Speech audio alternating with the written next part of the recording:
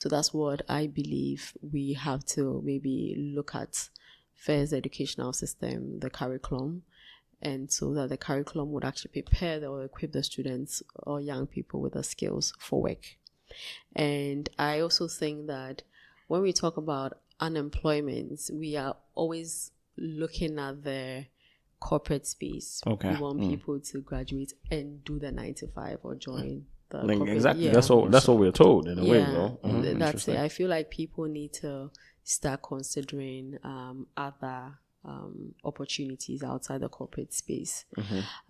I, for one, believe that you need to get that industry experience or corporate experience, even if you want to do entrepreneurship personally. Okay. Right? Because I feel that for me as an entrepreneur, there are things that I feel I'm good at now because I got that exposure in the corporate environment. Okay. So being time conscious,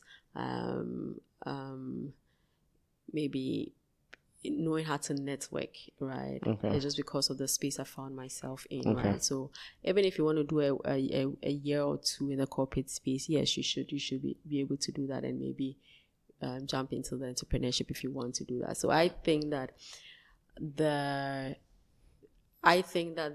first thing we want to look at when we are thinking about unemployment is first go to the schools.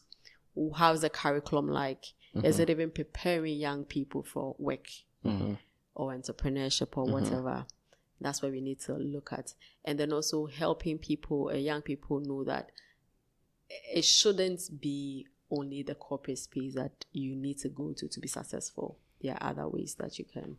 So I don't think it's just it's not only a skill thing. Like you said, there's a structure bit to it too, and then the skills, and I guess just a mindset shifts from we need to work in the corporate space, and that's what we need to do, and that's it. So if somebody was looking to an alternative to working for a corporation, what are some couple options you recommend?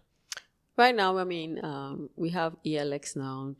What is that? ELX, I don't even know what the full thing is, but I know they are grooming or preparing or equipping young people with data analytics, I guess, skills or whatever. So they come out and they can do anything in data analytics. Data science, IT and all that. Okay. And I know they do that. So even when you get that skills, you can actually be your own, you can start your own business, you can offer these services to organizations or for other people, right?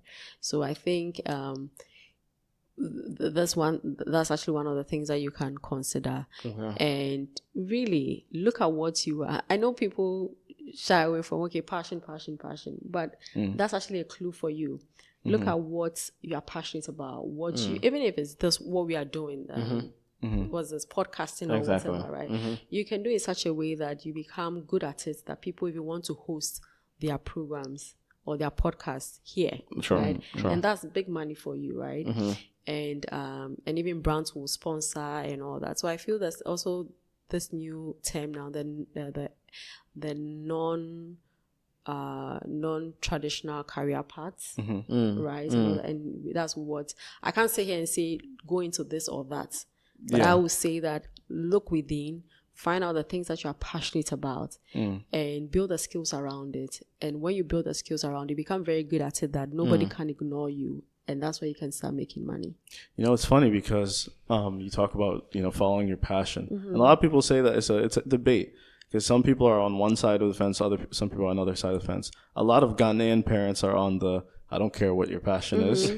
You need to go into what is hot and what is making money, because I'm paying for that education. Exactly. I'm not paying for you to have. Exactly. I'll tell you a funny story. One time when I was in college, I called my dad and I said I'm switching to journalism.